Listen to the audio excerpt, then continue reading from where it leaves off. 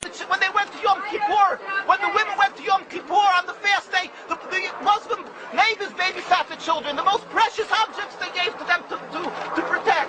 How could that be if they're our enemies, mortal enemies? Because they're not. It's not a religious conflict. That's a Zionist ploy of accusing everybody of being anti-Semitic. You want peace? You want to have a conference here of peace? Step back and look and read the facts. Not the facts that have been misconstrued by the Zionist propaganda. The facts that are realities.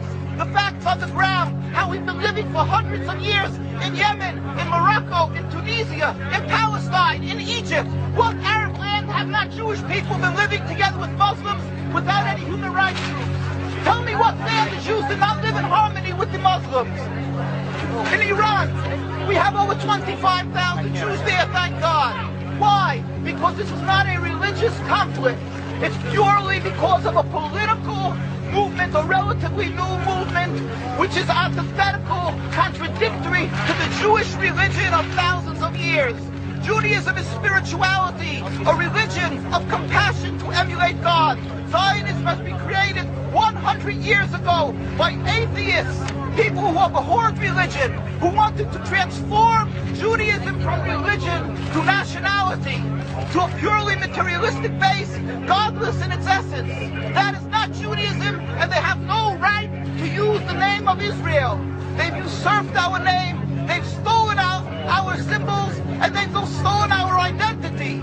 And they are causing death and destruction, year in and year out. For over 50 years, death and bloodshed has not stopped because of a pure ideological belief called Zionism. They sacrifice on their idol bodies, human beings, hearts, souls. They rent, they've destructed houses, they've destructed people's lives. What can we do about this? Let's step back and think. Here is a solution, with God's help. If we would put away the politics, then we could know that we've been living and coexisting together. We most profusely apologize to the Muslims, to the Arabs, what has been done to them.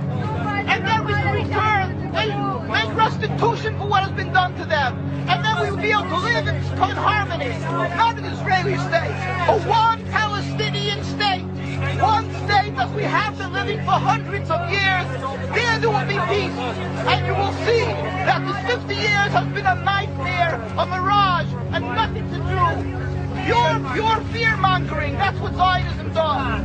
It's panic, going into a theater and yelling, fire, fire, that's what Zionists do. We've been living with the Muslims. We've been living, yes, Ahmadinejad keeps on stating that he does not want to harm the Jews, but the Zionists keep on antagonizing them. Of course you don't, because you have an agenda. You want to further Zionism. You want enemies. You want enemies in order to be able to say you're protecting the Jews. We don't want enemies. We want to live in peace. We have been always living in peace with the Muslims, and we will, with God's help, continue to live with them in peace. We implore the participants in this conference, read, step back, study the history truthfully, and see what the true Jewish voice is of hundreds of thousands of Jews who are still true to their religion, whether they're living in Jerusalem, whether they're living in New York. What do these Jews in Williamsburg section of Brooklyn, hundreds of thousands of Jews who are the most God-fearing in the community, why are they all opposed to the state of Israel?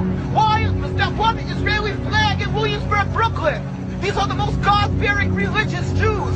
Why don't they fly an Israeli flag? They have hospital help. They have Hatzolah, ambulatories, and everything free of charge to help people. The most greatest charitable organizations. Why these compassionate people don't support the state of Israel? Why not? Why not? Because they're self-hating Jews? Why? Are they fools? Are they fools? The reason is simply because they fear God.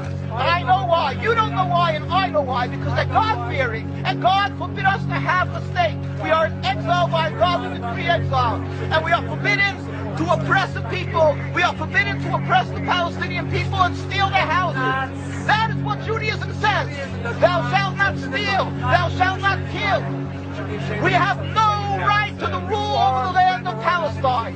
This is what Judaism says, not what these robbers say. It's what the real Jews say. This is what Zionists are doing. Beating Jews, what you